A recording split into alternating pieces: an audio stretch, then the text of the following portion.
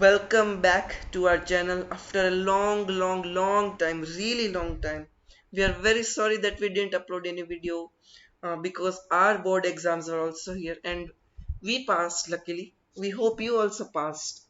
And if you have picked B group or AB group, then it is a long journey, long and tough journey for us to, you know, finish the syllabus and achieve our goals. Today we will start chapter 8 of our biology NCRT, Cell the Unit of Life. We will cover only prokaryotic cell today. The next parts will cover in our next video. This is one of the most important chapters. It is connected to every chapter. Everything is made up of cell, and in biology we are basically talking about cells. So this is very important and fundamental chapters we can say. So let's start.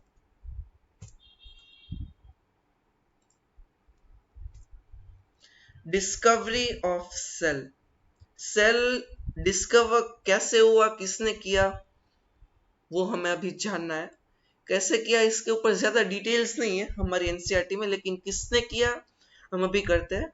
तो Robert Hooke, HOOKE hook, Robert Hooke ने cork cell को microscope के अंदर देखा।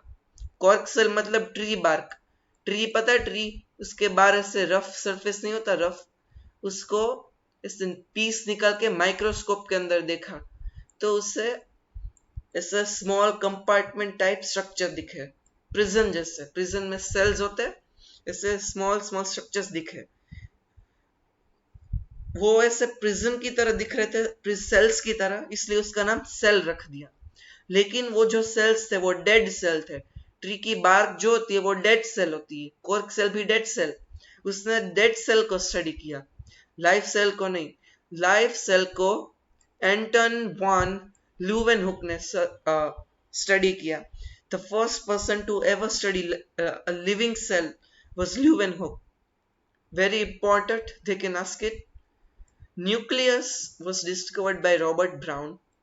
ये सिर्फ ऐसे NCERT में दिया है और ये याद भी रखना है, इतना हार्ड नहीं है। रॉबर्ट रॉबर्ट कुछ हो जाएगा, अब ट्रिक बना लेना। ये बहुत इजी है, सिर्फ इतने ही नाम दिया आपके एनसीईआरटी में, फ्रेश न्यू एनसीईआरटी 2023 सिलेबस की।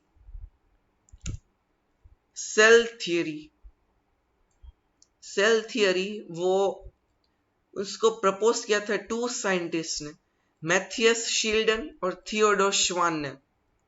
ये कई बार नीट में भी पूछा गया है ये क्वेश्चन कि इन दोनों में से कौन बॉटनिस्ट है और कौन जूलॉजिस्ट है। बॉटनिस्ट मतलब प्लांट को स्टडी करने वाला, जूलॉजिस्ट मतलब एनिमल को स्टडी करने वाला। तो शील्डन जो है वो बॉटनिस्ट है और श्वान जो है वो जूलॉजिस्ट है। आप श्वान को संस्कृत में डॉग कहते हैं, तो ऐसे एनिमल से आप रिलेट कर सकते हैं। शील्डन ने 1938 में इस पर रिसर्च की और श्वान ने 1839 में उसे ज्वाइन किया। और इस सेल थियरी का कंक्लूजन क्या है कि एनिमल सेल के पास सेल वॉल नहीं है, उनके पास सिर्फ प्लाज्मा मेम्ब्रेन ही है। They don't have any cell wall at all. No animal cell will have cell wall. Plant cell, लेकिन प्लांट सेल के पास दोनों है, सेल वॉल और प्लाज्मा मेम्ब्रेन। हमारे पास तो सिर्फ प्लाज्मा मेम्ब्रेन, उनके पास दोनों है। फिर 1850 में आए रूडोल्फ वर्चाउ। इन चाचा जी ने सेल थियरी में एक पॉइंट ऐड किया। क्या ऐड किया? Omnis cellula e cellula. इसका मतलब ये है कि new cells are formed from pre existing cells. हमारे बॉडी में जो नए सेल्स बनते हैं वो प्री एग्जिस्टिंग सेल्स में बनते हैं, मतलब जो पहले से ही हमारी बॉडी में है उनसे वो सेल बनते हैं। ये कहा रूडोल्फ वर्चाउ ने, ओमनिस सेल्यूला ई सेल्यूला। ये भी वो पूछ सकते हैं, वेरी इंपॉर्टेंट। इसका मतलब यही है, new sales made from pre existing sales. Okay, now we are starting with the prokaryotic cell. This is diagram of a prokaryotic cell, or you can say bacteria. I'm writing pro here, but you can understand prokaryotic cell or bacteria. Both diagrams are almost similar. So first of all, we will start with the outermost layer. Outermost क्या है? ये blue colour की, ये hair like structures हम बाद में देखेंगे, लेकिन आउटर मोस्ट कवरिंग ये है. इसे कैप्सूल बोलते हैं, लेकिन कैप्सूल इसका रियल नाम नहीं है. अ, इसका एक्चुअल नेम है ग्लाइकोकैलिक्स. मैं सिर्फ GLX लिख रहा हूं, लेकिन इसे ग्लाइकोकैलिक्स बोलते हैं आउटर मोस्ट लेयर को. ये दो टाइप्स की होती है, हार्ड और सॉफ्ट. जो आउटर लेयर है वो दो टाइप्स की, हार्ड और सॉफ्ट. अगर ये सॉफ्ट है तो इसको स्लाइम लेयर बोलते हैं. आउटर मोस्ट लेयर अगर ये सॉफ्ट है तो इसे स्लाइम लेयर बोलते हैं. अगर ये ग्लाइकोकैलिक्स हार्ड है तो उसे कैप्सूल बोलते हैं. मतलब इस फिगर में ये ग्लाइकोकैलिक्स की जो लेयर है वो हार्ड है, इसलिए इसे कैप्सूल बोला गया है. इसके बाद अंदर जो नेक्स्ट हमारी लेयर आती है वो है सेल वॉल. ये सेल वॉल सेल्यूलोज नहीं होता इस सेल वॉल में, ये ग्लाइकोकैलिक्स के बाद अंदर आती है. इसके बाद आती है प्लाज्मा मेम्ब्रेन. इसे सेल मेम्ब्रेन भी बोल सकते हैं. Plasma membrane, cell membrane, same thing. This is the innermost layer, plasma membrane, and glycocalyx is the outermost layer. इसके बाद हम आते हैं फिम्ब्रे, पिलाई और फ्लैजेला पे. फ्लैजेलम और पाइलस वो सिंगुलर वर्ड है, पिलाई और फ्लैजेलम प्लूरल वर्ड है. फिम्ब्रे ऐसे हेयर लाइक स्ट्रक्चर्स जो प्लाज्मा मेम्ब्रेन से अराइज करते हैं. पिलाई और फ्लैजेला आप देख सकते हैं, तीनों जो है वो प्लाज्मा मेम्ब्रेन से ओरिजिनेट होते हैं. फिम्ब्रे का मेन जॉब है अटैचिंग टू होस्ट सरफेस. ये जो बैक्टीरिया है वो हमारे अंदर आते हैं, तो हमारा होस्ट सेल होते हैं, होस्ट सरफेस एरिया पर ये से ग्रैब करने में हेल्प करते हैं फिम्ब्रे. फिर आते हैं पिलाई. पिलाई का मेन जॉब है रिप्रोडक्शन. वो रिप्रोड्यूस करते हैं कॉन्जुगेशन से. पिलाई कॉन्जुगेशन से वो रिप्रोड्यूस करते हैं. मतलब जैसे कि ये एक सेल है और ये इसका पिलाई है, और ये दूसरा सेल है, तो ये पिलाई इसका एक्सटेंड होके ये दोनों नजदीक आएंगे और पिलाई इसके अंदर जाएगा और फिर वो रिप्रोड्यूस करेंगे. तो पिलाई का मेन फंक्शन है रिप्रोडक्शन. फिर फ्लैजेला, इसका मेन फंक्शन होता है सिर्फ लोकोमोशन और मूवमेंट. तीनों का जो स्ट्रक्चर होता है वो ऑलमोस्ट सेम होता है, एग्जैक्टली सेम नहीं होता, लेकिन तीनों के फंक्शन अलग है. Fimbriae attaching to host surface, pili reproduction और फ्लैजेला लोकोमोशन. फिर आते हैं हम साइटोप्लाज्म पे. वो तो सबको ही पता है, ये जो ऑरेंज कलर का बीच में फ्लूइड है, ये सारा ऑरेंज कलर का वो सारा साइटोप्लाज्म है, मैट्रिक्स बोल सकते हो उसे. फिर ये जो डॉट डॉट से सारे पूरे सेल में, उसे राइबोसोम्स बोलते हैं. हम इसके बारे में आगे पढ़ेंगे. फिर ये जो ब्लू कलर के धागे जैसा दिख रहा है आपको, ब्लू कलर का, इससे न्यूक्लियोइड बोलते हैं. वैसे ये जेनेटिक मटेरियल है, इसे न्यूक्लियोइड इसलिए बोलते हैं बिकॉज ये साइटोप्लाज्म में फ्रीली घूम रहा है. Nucleoid is DNA freely roaming in cytoplasm. It is definition of nucleoid. फिर हम आते हैं इंक्लूजन बॉडीज. ये सिर्फ इंक्लूजन लिखा है, लेकिन इसे इंक्लूजन बॉडीज बोलते हैं. ये जो ग्लोब्यूल लाइक स्ट्रक्चर दिख रहा है ये है इंक्लूजन बॉडीज. Inclusion bodies. फिर आते हैं प्लाज्मिड. प्लाज्मिड के बारे में भी हम बाद में पढ़ेंगे आगे. So let's move further. Glycocalyx, we just discussed about it. Its main function is to protect bacteria from host immune system. मतलब जब ये बैक्टीरिया हमारे अंदर आते हैं तो ये तो फॉरेन पार्टिकल हुए, तो हमारे WBC ने अटैक करेंगे. तो ग्लाइकोकैलिक्स होस्ट इम्यून सिस्टम से प्रोटेक्ट करता है बैक्टीरिया को. इसका फंक्शन एडेशन भी है, मतलब स्टिक होना होस्ट सरफेस से. फिम्ब्रे और ये दोनों एक साथ काम करते हैं और सेल को ऐसे अटैच होने में हेल्प करते हैं. It also prevents water and nutrient loss. Easy to understand. Okay. Plasmid ऐसे स्ट्रक्चर्स थे, हमने सेल में अभी देखा थोड़ी देर पहले, प्लाज्मिड। हाँ, ये देख सकते हैं प्लाज्मिड, ये पर्पल कलर का, ये extra chromosomal self replicating DNA है। Extra chromosomal self replicating DNA. ये बैक्टीरिया को कुछ ऐसा फंक्शन नहीं है, ये सिर्फ ऐसे ही शो के लिए बस है, उसमें कुछ ऐसे ज्यादा इंपॉर्टेंस नहीं है। Structure of flagella. तो फ्लैजेला फ्लैजेला, पिलाई और फिम्ब्रे तीनों का स्ट्रक्चर ऑलमोस्ट सेम होता है। वो 3 पार्ट्स में डिवाइडेड है, बेसल बॉडी, हुक और फिलामेंट। तो it arises from plasma membrane. PM मतलब प्लाज्मा मेम्ब्रेन, मतलब इतना पार्ट प्लाज्मा मेम्ब्रेन के अंदर होगा और उतना बाहर। वो क्वेश्चन ऐसे पूछ भी सकते, which part of flagella is inside the cell. तो आंसर क्या होगा, बेसल बॉडी। हुक की आप कवरिंग देख सकते हैं, ये आउटसाइड द सेल है। और फिलामेंट भी, हमने जो डायग्राम देखा उसमें भी हम देख सकते कि ऐसे उन्होंने दिखाया है। देखिए, ये बेसल बॉडी और इतना हुक और ये filament. It's main function is locomotion. पिलाई का मेन फंक्शन है कॉन्जुगेशन, रिप्रोडक्शन मैंने बताया। और फिम्ब्रे का अटैचमेंट। ग्राम स्टेनिंग, इसका इसका बेसिकली ये मतलब है कि हम सेल्स को स्टेन करते हैं डाई से, और फिर उनके जो रिजल्ट आते हैं उनके बेसिस पर हम उन्हें ग्राम पॉजिटिव और ग्राम नेगेटिव में डिफ्रेंशिएट करते हैं। और जो सारे ग्राम पॉजिटिव है उसमें एक कॉमन ऐसे कैरेक्टरिस्टिक है, और सारे जो ग्राम नेगेटिव है उसमें कॉमन कैरेक्टरिस्टिक है। तो ग्राम पॉजिटिव में जितने भी सेल्स आते हैं उनके पास थिक सेल वॉल है, CW मतलब सेल वॉल। उनके पास लिपिड कंटेंट कम होता है ग्राम पॉजिटिव सेल्स के पास, और म्यूरेमिक एसिड ज्यादा होता है। अब ग्राम नेगेटिव में इसका डायरेक्ट ऑपोजिट, थिक का थिन, कम से ज्यादा, और म्यूरेमिक एसिड ज्यादा से कम। ये म्यूरेमिक एसिड आपके एनसीईआरटी में नहीं है, सिर्फ ऐसे ही फैक्ट के लिए मैंने लिखा है, वो शायद ऐसे नीट में पूछ सकते हैं, तो just for our information. Next we have shapes of prokaryotic sales.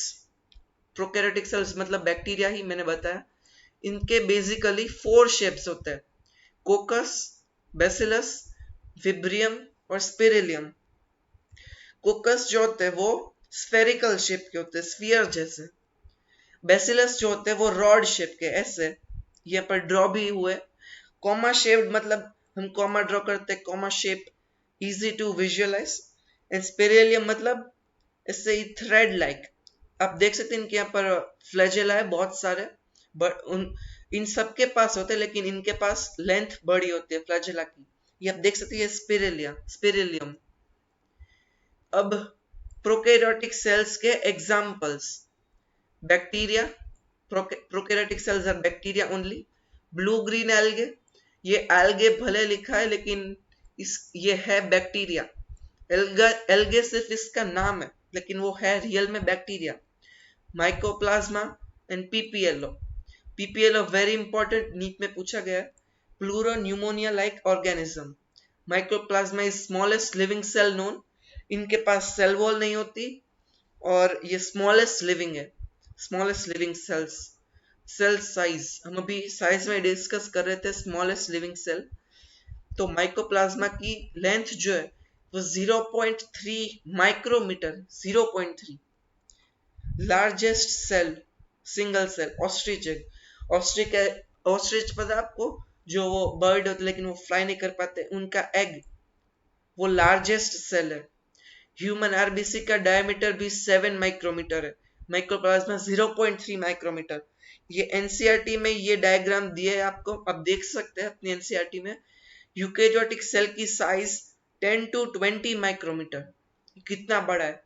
और वायरस इससे कंपेयर में कितना छोटा है, 0.02 to 0.2 micrometer.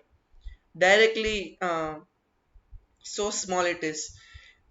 Normal bacteria, prokaryotic cell 1 to 2 micrometer. PPLO 0.1 micrometer. Pleuropneumonia like organism, very important. ये साइज भी आपको याद रखनी है, ये कभी आप पूछ भी सकते वो नीट वाले। Next we have mesosome. आपको यूकेरियोटिक सेल और प्रोकैरियोटिक सेल में थोड़ा सा आइडिया होगा कि वो क्या है, उसमें डिफरेंस। यूकेरियोटिक सेल में वो एडवांस्ड है, थोड़ा डेवलप्ड, और प्रोकैरियोटिक सेल इतना डेवलप्ड नहीं है, डेवलपमेंट। यूकेरियोटिक सेल में उसके पास स्पेसिफिक ऑर्गेनल्स होते हैं डिफरेंट फंक्शन परफॉर्म करने के लिए, वो हम इसी चैप्टर में आगे पढ़ेंगे।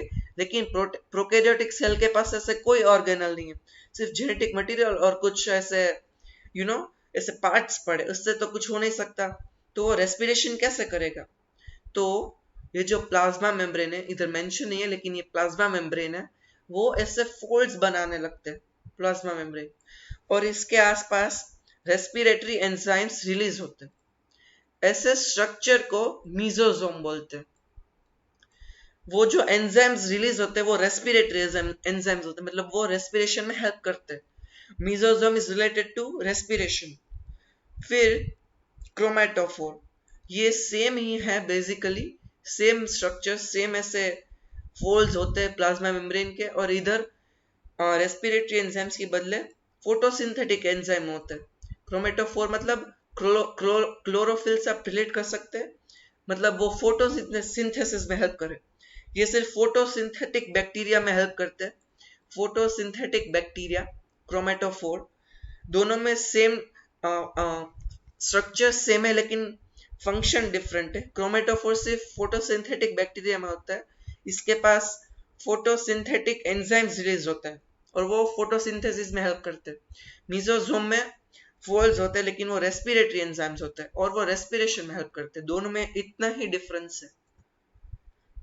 पॉलीजोम, very very important, it is only formed in prokaryotic cell.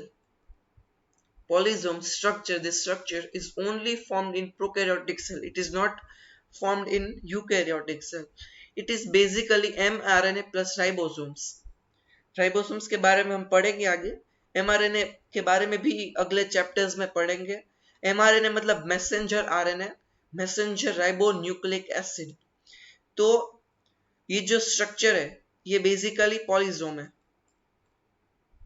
ये जो ब्लू कलर का धागा है ये है mRNA, और ये जो उस पे ये से बैठे हुए ये ग्लोब्यूल्स ये राइबोसोम्स है।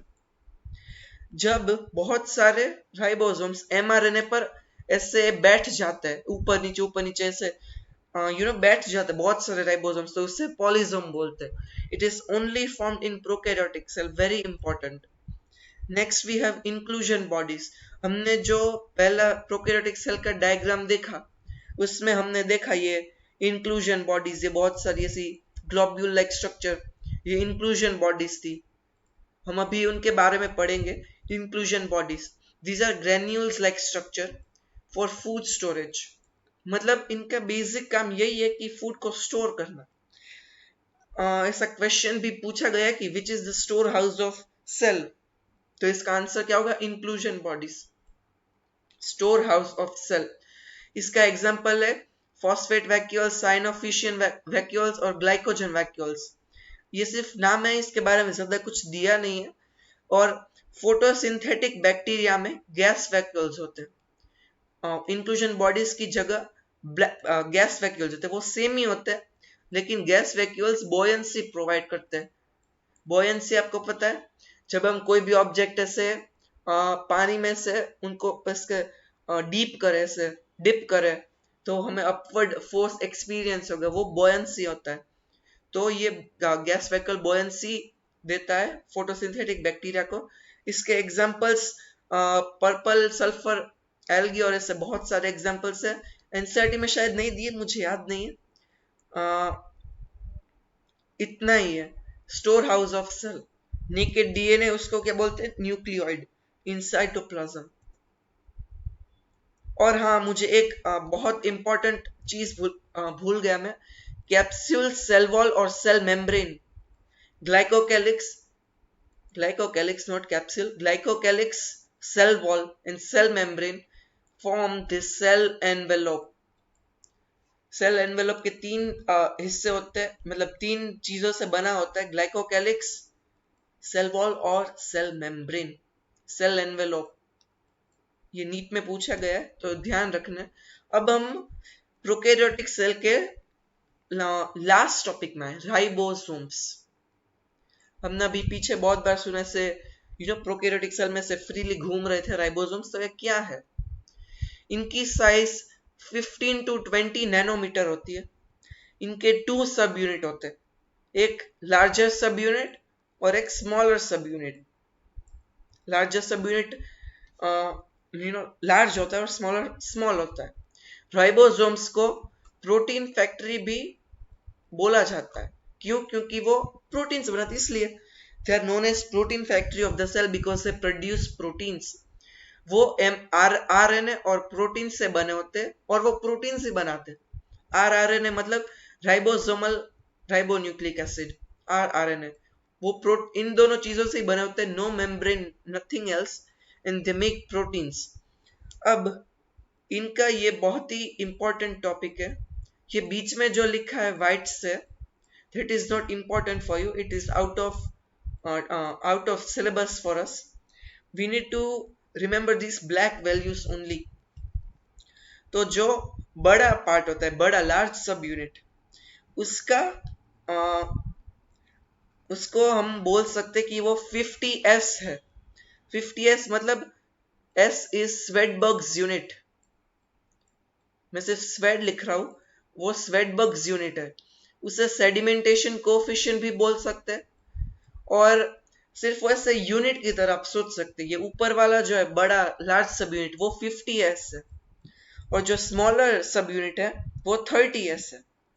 अब इन दोनों को मिक्स करके हम फिर से स्वेडबर्ग्स यूनिट निकालते तो वो 50 + 30 80 नहीं होता।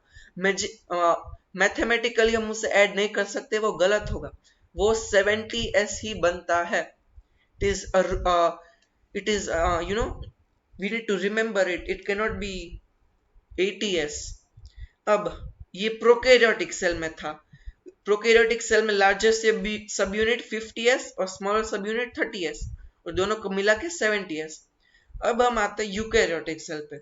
इसकी मैं आपको एक ट्रिक बताता हूं।